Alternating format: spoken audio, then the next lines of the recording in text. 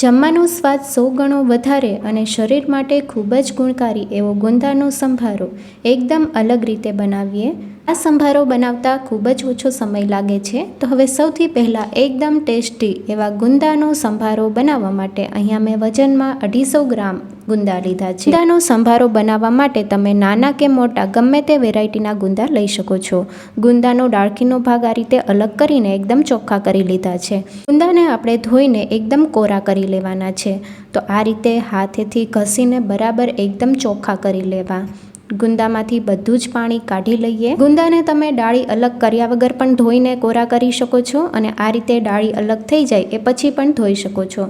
ગુંદાને એકદમ કોરા કરી લઈશું। કોટનના કપડા ઉપર ગુંદાને આ રીતે આપણે ઘસીને કોરા કરી લઈએ। એક બાઉલમાં કાઢી લઈએ। હવે ગુંદામાંથી તેનો ઠળિયાનો ભાગ અલગ કરવા માટે આપણે ગુંદા ઉપર આ રીતે દસ્તાથી પ્રેસ કરી લઈએ। તો આ રીતે બે ભાગ થઈ ગયા છે।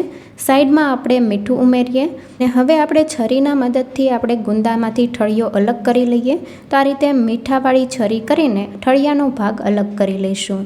તો આ રીતે બધા જ ગુંદા તૈયાર કરી લઈએ અને ગુંદાના આપણે 2 ફાડા કરી લઈએ। ગુંદાનો સંભારો બનાવવા માટે ગુંદાના આપણે આ રીતે ફાડા તૈયાર કરવાના છે। તો આ રીતે બધા ફાડા તૈયાર કરી લઈએ। ગુંદામાંથી ઠળિયાનો ભાગ અલગ કરીને આ રીતે ફાડા તૈયાર કરી લીધા છે। ગુંદાને આપણે એક બાઉલમાં કાઢી લઈએ। ગુંદામાં ચીકાશ વધારે હોય છે તો ચીકાશ દૂર કરવા માટે આપણે અડધી ચમચી અથવા તો સંભારાના ભાગનું મીઠું અત્યારે ઉમેરી દઈએ। અડધી ચમચી હળદર પાવડર ઉમેરી દઈએ।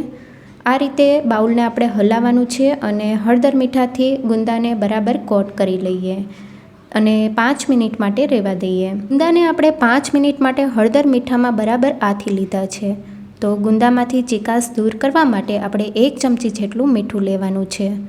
મીઠું આપણે સાઈડમાં મૂકી દઈએ અને થોડું મીઠું આપણે લઈને આ રીતે ગુંદા ઉપર ઘસવાનું છે, જેથી જે એક્સ્ટ્રા ચીકાશ હશે એ બધી અલગ કરી લેવાની છે। તો આ રીતે તમે જોઈ શકો છો બધી ચીકાશ અલગ કરી લેવાની છે। ફક્ત 5 મિનિટમાં જ ગુંદામાંથી બધી ચીકાશ અલગ થઈ ગઈ છે। તો આ રીતે તમે પણ ટ્રાય કરી શકો છો। હળદર મીઠાવાળા કર્યા બાદ આ રીતે મીઠાવાળી આંગળી કરીને બધી ચીકાશ આપણે આ રીતે દૂર કરી લેવાની છે। તો ગુંદા બધા તૈયાર છે અને હવે આપણે ગુંદાનો સંભારો બનાવી લઈએ। ગુંદાનો સંભારો બનાવવા માટે પેનમાં 2 ચમચી જેટલું તેલ ઉમેરીએ। અડધી ચમચી રાઈ ઉમેરીએ। રાઈને બરાબર ફૂટવા દઈએ। અડધી ચમચી જેટલું જીરું ઉમેરીએ। અડધી ચમચી મેથી દાણા ઉમેરીએ। મેથીની જગ્યાએ તમે મેથીનો પાવડર પણ ઉમેરી શકો છો। 1/4 ચમચી જેટલી હિંગ ઉમેરીએ।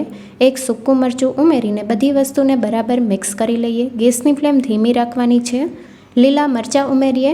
તીખાશનું પ્રમાણ તમે તમારા ટેસ્ટ મુજબ કરી શકો છો। 1 નંગ લીલું મરચું આ રીતે ઊભી સ્લાઇસમાં સુધારીને ઉમેર્યું છે। બરાબર સાતડી લઈએ। હવે તૈયાર કરેલા ગુંદા ઉમેરીએ। ચીકાશ કાઢેલા ગુંદા ઉમેરીએ। ગુંદાને શરૂઆતમાં આપણે 1 મિનિટ માટે હાઈ ગેસની ફ્લેમ ઉપર બરાબર સાતડી લઈએ। બરાબર સતળાઈ ગયા છે। હવે ગેસની ફ્લેમ ધીમી કરી દઈએ અને ધીમા ગેસ ઉપર થવા દઈએ। ગુંદામાં ઉમેરવાના સિંગ ભજીયાનો આપણે દાણેદાર પાવડર તૈયાર કરી લઈએ।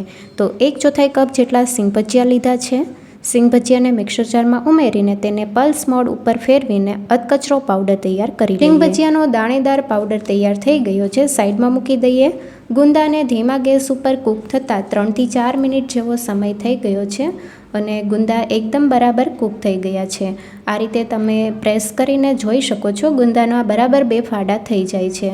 હવે આપણે ગુંદામાં આપણે જે સિંગ ભજીયાનો પાવડર તૈયાર કર્યો છે એ ઉમેરી દઈએ। કોથમીરના પાન ઉમેરીને બરાબર મિક્સ કરી લઈએ। ગુંદામાં આપણે હળદર કે મીઠું અત્યારે નથી ઉમેર્યું।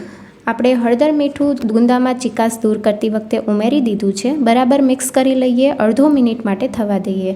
તો એકદમ અલગ રીતે ગુંદાનો સિંગ ભજીયાવાળો સંભારો તૈયાર છે। સિંગ ભજીયાવાળો ગુંદાનો સંભારાની રેસીપી કેવી લાગી કમેન્ટમાં જરૂરથી જણાવજો। નવી રેસીપી જોવા માટે ચેનલને લાઇક, શેર અને સબસ્ક્રાઈબ કરો। Thank you for watching.